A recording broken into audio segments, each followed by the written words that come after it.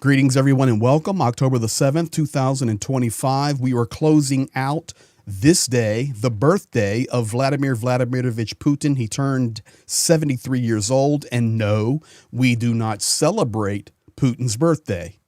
However, Putin celebrated it by having a general staff meeting that he permitted to be fully recorded, made open to the public, and he used this opportunity on his birthday to throw some serious bombshells, throw some serious daggers at the West, at Ukraine, to gloat about the war, to say that we were 100% right in everything that we have done since February to invade Ukraine, and we will finish the job. Yes, that is what he said, and it is public. It is in the Russian language, but I have translated it, voiced it over, subtitled, so that you may hear it.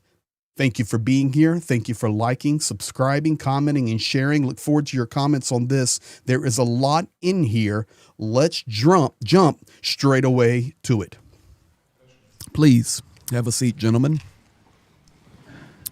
Esteemed comrades, I remind you that recently on September the 30th, we celebrated the reunification of the Donetsk and Lugansk People's Republics, as well as Zaporizhia and Kherson regions with the Russian Federation. The residents of these regions voted overwhelmingly for their desire and future as part of Russia.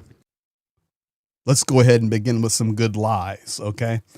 That was sham elections. It was all about Lugansk and Donetsk at the beginning and Donbass, but now it's Zaporizhia and Kherson as well, confirming that all the decisions we made in February of 2022 were absolutely correct and on time. Now, currently, the strategic initiative remains fully with our armed forces.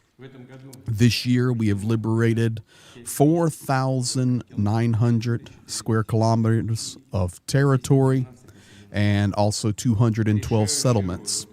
And the decisive role in this undoubtedly belongs to our soldiers and officers who demonstrate the best quality of Russian warriors, such as selfless devotion and love for the motherland, a high sense of duty.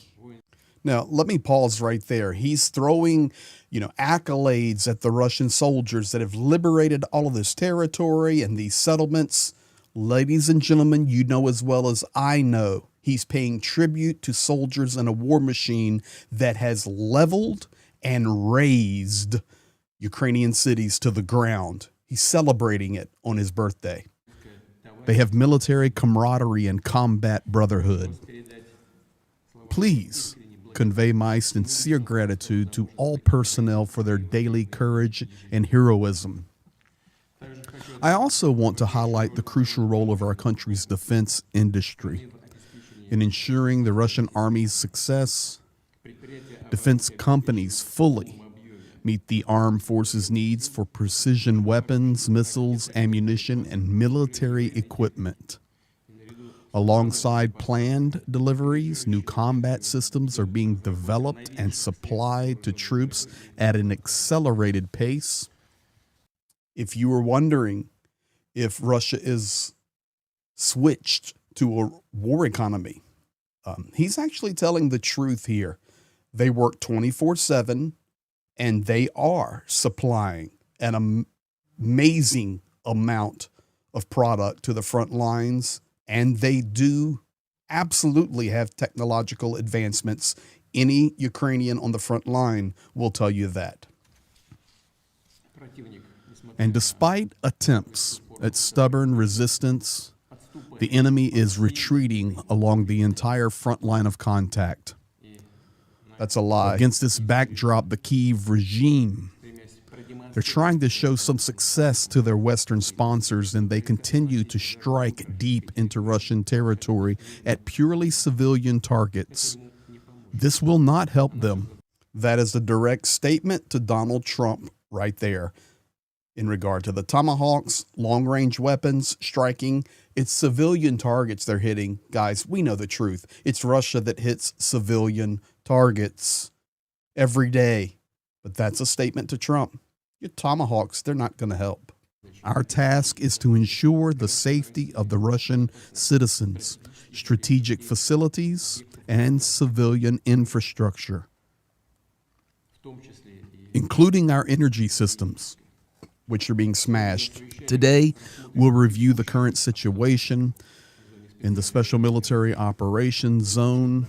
I want to hear reports from troop commanders about their progress in completing their assigned tasks. We also will discuss key supply issues and the plans. Now let's move on to the report. Please proceed, Valery Vasilyevich.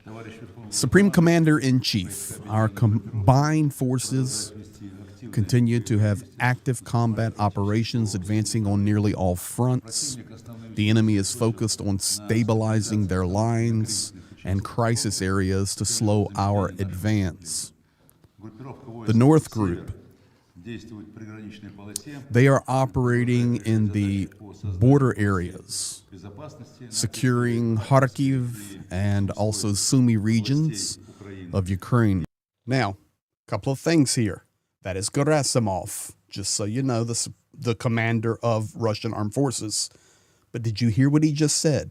I translated it very well for you. He said, we are stabilizing and securing the Kharkiv and Sumy regions of Ukraine. He did not say they were Russian. He said specifically of Ukraine. Its units are also advancing in southern Volchansk. The Western Group is finishing off the enemy in southern Kupiansk, advancing towards Krasny Liman, and the liberation of Yampol continues, with most of it now under our control. Now, despite fierce resistance, the southern forces are advancing in Seversk and Konstantinovka. Enemy units south of the reservoir were eliminated. That just happened yesterday. The most intense fighting is in the center group's area near Pokrovsk, Dnepropetrovsk region.